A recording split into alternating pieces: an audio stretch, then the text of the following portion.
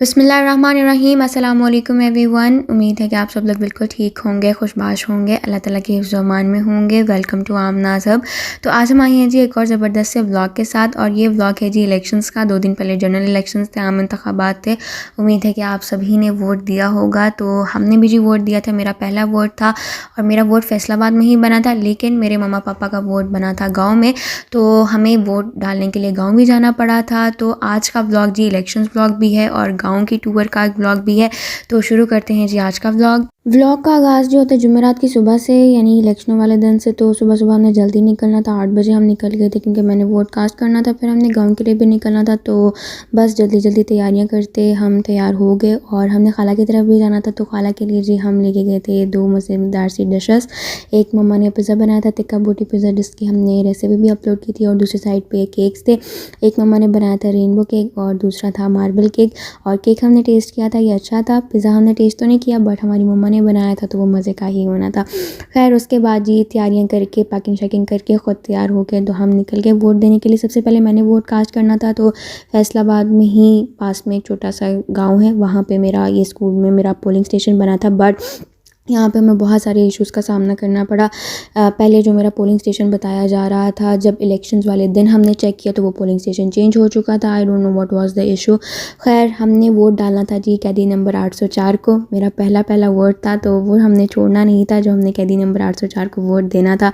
तो बस वहाँ से निकले, दूसरी जहाँ पर पोलिंग स्टेशन शो हो रहा था वहाँ पर गए। वहाँ पर फिर हमें पोलिंग बूथ ना मिले, 4-5 जगहों पर बना हुआ था, वो ढूंढने में इतना मसला हुआ।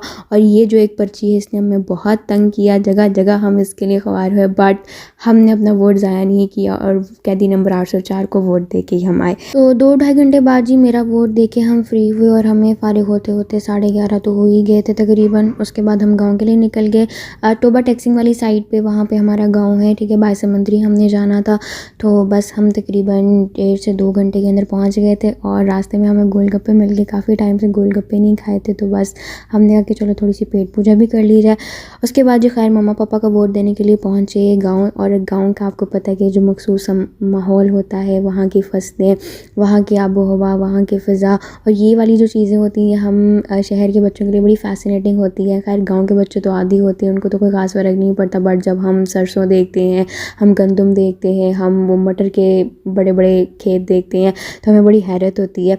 और यहाँ पर जी हमें एक स्कूल भी मिला था, और ये मेरे पापा का स्कूल था, यहाँ पर मेरे पापा पढ़ते होते थे। ये सेकेंडरी लेवल तक ऑलमोस्ट पढ़े हैं। खैर स्कूल तो बंद था, अंदर तो नहीं हम जा सके, तो बस बाहर से मेरे से जितना कैप्चर हुआ उतना मैंने कर लिया। तो कभी कभी आपको बड़ा अच्छा लगता है जब आपके बड़े बता रहे होते हैं कि अच्छा हम यहाँ जाते थे, हम ये करते थे, हम मुरब्बे में जाते थे, ये हमारे खेत होते थे, ये हमारा स्कूल होता था, तो हम भी उस चीज़ को बड़ा इमेजिन करते हैं और बड़ा अच्छा लगता है। उसी से आगे जी हमें किन्नू का एक खेत मिला। खैर खेत तो काफ़ी सारे थे, बट हमारे रास्ते के पास यही था। और सर्दियों में अगर आप गाँव आएँ और किन्नू ना खाएँ तो ये फिर आपका कैसा गाँव का टूर हुआ। खैर ये हमारा खेत नहीं था, पता नहीं किसका था। खैर हम बस वीडियो बनाने के लिए और देखने के लिए चले गए, तो बड़ा अच्छा खूबसूरत सा लग रहा था अंदर से किन्नू का खेत किस तरह का होता है। और फिर हमने किन्नू भी तोड़े, ज़्यादा नहीं, सिर्फ और सिर्फ हमने 2 तोड़े थे, क्योंकि किसी और का ही खेत था। और मेरा भाई यहाँ पे बड़े शौक से जी किन्नू तोड़ते हुए पोज दे रहा था। खैर किन्नू देख लिए, तो हमें रास्ते में एक ट्यूबवेल भी मिला और बड़ा अच्छा सीन लग रहा था वो।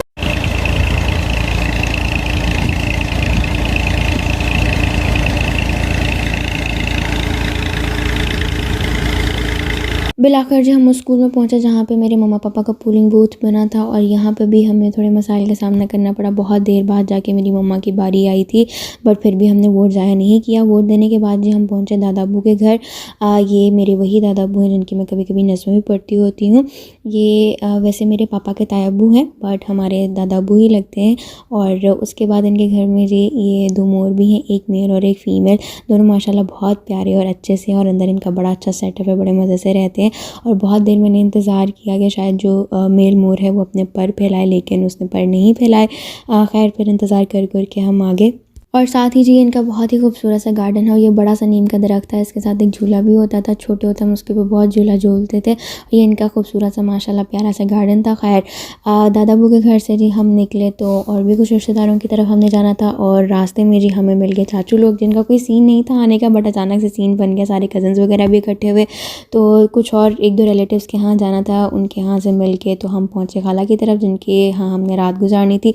1 डे का टूर था हमारा, अगले दिन हमने वापस चला जाना था। और अगले दिन का जी ये सीन, गाँव की सुबह बहुत ही पुरकशिश और मुअत्तर सी, एकदम रिफ़्रेशिंग किस्म की, और सूरज को देख के इंसान का दिल खुश हो जाता है। ठंडी ठंडी सी धूप होती है सुबह के टाइम पे, बड़ा अच्छा सीन होता है।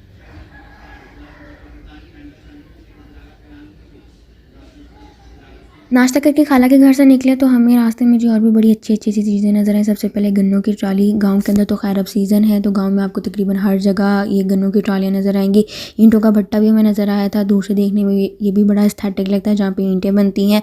और हमें एक फ्लावर फील्ड भी नज़र आया था। एग्जैक्टली भी हमें नहीं पता है कौन सा फ्लावर था, ट्यूलिप था या कोई और था, लेकिन ये दूर से देखने में बड़ा अच्छा लग रहा था। बहुत भरा हुआ तो नहीं था, लेकिन कहीं कहीं पे इस तरह के इसके फूल थे, वाइट वाइट से रेड भी थे। तो मेरे अल्लाह की शान है, उसकी कुदरतें हैं जी, और अल्लाह ताला का उससे भी बड़ा एहसान है कि अल्लाह ताला ने हमें आंखें दी हुई हैं कि हम उसके करिश्मे देख सकें। और ये एक साइड पे ये मटरों की भी थोड़ी सी फसल ये लगाई हुई थी, और ये आप देख सकते हैं कि इसके ऊपर छोटे छोटे ये प्यारे प्यारे से माशाल्लाह ये मटर भी लगे हुए थे। खैर उसके बाद जी हमारा आखिरी स्टॉप था एक और जगह पे। ये हमारी दादो फुप्पो है, मतलब हमारे पापा की फुप्पो, और ये हमसे बड़ा प्यार करती हैं, बहुत लाड करती हैं, बड़ा चाह करती हैं हमारा। तो इनके घर भी हम गए थे, और इनका भी जी माशाल्लाह बड़ा अच्छा खूबसूरत सा गार्डन था। मुझे तो लगता है हमारे ख़ानदान में ना सबको 40+ होके सबको गार्डनिंग का शौक़ पैदा हो जाता है, माशाल्लाह अच्छी बात है। और ये बड़ा खूबसूरत सा माशाल्लाह अमरूद का पेड़ था, और हमें कहीं पे मुफ्त का फ्रूट नज़र आ जाए और हम ना तोड़ें, ऐसा हो नहीं सकता। तो यहाँ पे जी मेरे भाई ने 2-3 अमरूद तोड़े थे, खैर कच्चे थे, उसको समझ ही नहीं आई कौन सा कच्चा है कौन सा पक्का है। खैर उसके बाद जी थोड़ी सी हमने पेट पूजा की, समोसे, चाय, बिस्किट ये चीज़ें खाई। वापसी में जी एक और हमने बड़ी अच्छी खूबसूरत सी चीज़ हमने विटनेस की, वो थी जी हमने गुड़ की बनाई, कि गुड़ बनाया कैसे जाता है वो हमने देखा।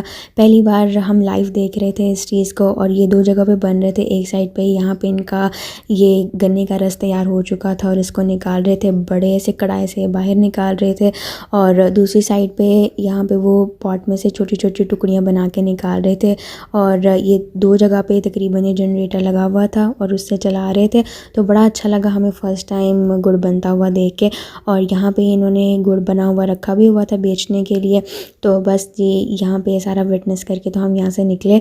तो यहाँ पे जी मैं व्लॉग को एंड करती हूँ, नहीं तो बोलते बोलते बहुत लंबा हो जाएगा। तो ये था जी आज का व्लॉग। उम्मीद है कि आपको पसंद आया होगा। कमेंट्स में ज़रूर बताइएगा कि आपको कैसा लगा, और वीडियो को लाइक भी कर दें, चैनल को सब्सक्राइब भी कर दें, और अगर अभी तक नोटिफिकेशन बेल को प्रेस नहीं किया तो नोटिफिकेशन बेल को भी प्रेस कर दें।